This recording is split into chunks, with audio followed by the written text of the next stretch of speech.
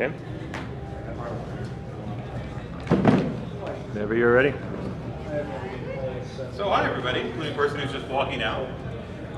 So I'm Brendan OConnor. I'm doing all this crap a bunch later, but I'm actually going to talk about a more interesting project right now. At ShmooCon 2013, were any of you guys there? One of you? Okay, so one of you. There was a panel which some of you might have heard about because it caused a lot of kerfluffle, because among other things, Mudge got shouted down from the stage, talking about what a terrible person he was. There's a talk on cooperation between academia and kind of non-academic hackers, right, as also known as the rest of the universe.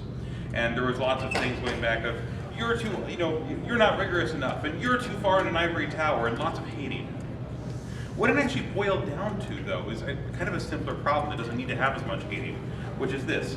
Academics find the rest of the hackers annoying because we don't cite our prior work.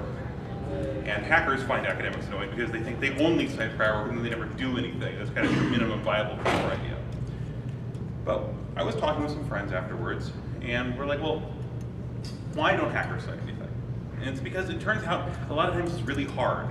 It's very hard to cite to about 35 minutes into Dan Kaminsky's third of 17 Black Ops of TCP IP things. He talks about this one thing that's kind of cool, right? It's very hard to cite to a couple tweets that were written 6 months ago and that even the original author can't find because you can only get the most recent 3,000 tweets and he tweets too much, right? We have a problem with link rot that is actually losing hacker work, and this causes a really disastrous outcome. Namely, we then have to keep redoing the stuff, right? We spend a huge amount of our time, say a third to half of the time we spend on new research projects, doing stuff that somebody else did before. We just can't find it. Either they didn't publish the code, or there's just not enough of an explanation of how to use it, or sometimes just we've never heard of that. And this happens in everybody's presentation. I'm sure everybody's gotten a week out and then going, holy crap, somebody solved the first 2 months, now 10 months ago, of all the work I did. So we're creating a project, and it's going to be an archive of sorts. Anybody's familiar with the physics archive, the ARXIV, right? So it's a cool resource. It allows people to publish papers kind of as preprints is the idea, because physics is such an academic discipline. We're going to do something much bigger than archive, but the same core idea exists. It's going to be an archive of hacker work. And hacker very broadly defined, whether you're a security researcher, whether you're somebody who figured out that they could hotwire an Arduino and cause a small bomb to go off, whatever it takes. Although I think the government, when I talk to you about that, we're going to allow you to present your work. And it's going to be a very broad-based approach.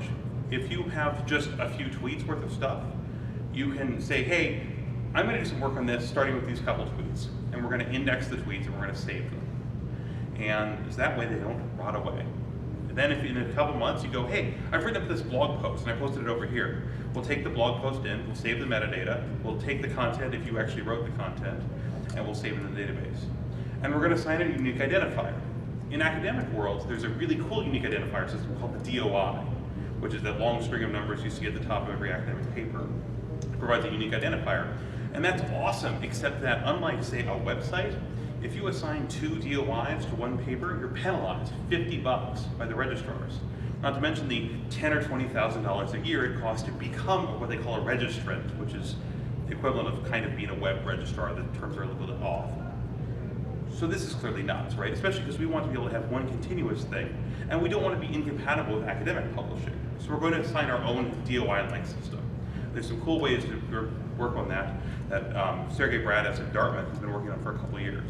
But then we're going to go beyond that. Because part of the thing is, people get embarrassed to publish their work, especially if it's only half form, especially if it's only a couple blog posts, right? They don't want to publish their code. We want to encourage people to go to that next step. So not only are we going to index everything, we're also going to have a mentorship program. And this is an idea we've stolen blatantly from academia. There's the idea of peer review. You submit your paper, and a whole bunch of people who hate you and make their grad students do it, read your paper, and then send off kind of half-formed comments. So we're going to take the good parts of that, the idea of anonymous peer review, and throw away the pressure and the publisher perish crap. So instead we're going to have, you can submit your stuff, and you can just say, I'd actually like comments, I'd like help developing this into a more fully formed idea. Whether that's just, you should read these other papers because somebody's already done some work like this. Either whether that's on the archive or whether that's somewhere else. Then you can also go, hey, I don't really know how to write an academic paper, right? If I even want to, right? I don't know where I'd submit it if I had one. And I don't know what one looks like because I'm not an academic.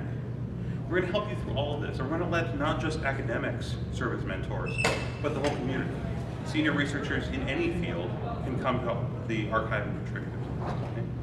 And then finally, we're going to serve as a repository. In addition to our unique identifier system, we're going to have people that people can point back and say, so yeah, 2 years ago, 3 years ago, 5 years ago, this work was already being done, so go back and look at that. And then whether that ends up being finally posted on HARK, whether that's the final repository for the paper, or it's published with the ACM or the IEEE or Usenix or the boot talks at Usenix, we're going to have a way to point outward as well. So, whereas the DOI systems don't like it if anybody else indexes it, we're going to allow every system in the world to index this content and hopefully point out to every iteration. So you can track an idea as it moved from a couple tweets one day to an irate IRC conversation to 3 angry blog posts to an academic paper to a black hat talk. And you'll be able to track the whole course and see what changed along the way. And you as the author will be able to control what you're showing and control how your work is presented to the whole world. So we're calling this project HARK, the Hacker Archive. Now, those of you who've tried to set up any kind of archive and work with provenance issues and all that know that it's kind of a pain in the butt. Not only are there, like how do we do provenance? How do we do all this tracking? Especially because a lot of this hasn't been done before at scale. But it's also, how do we set up a corporation so that it can continue and so that people can make donations?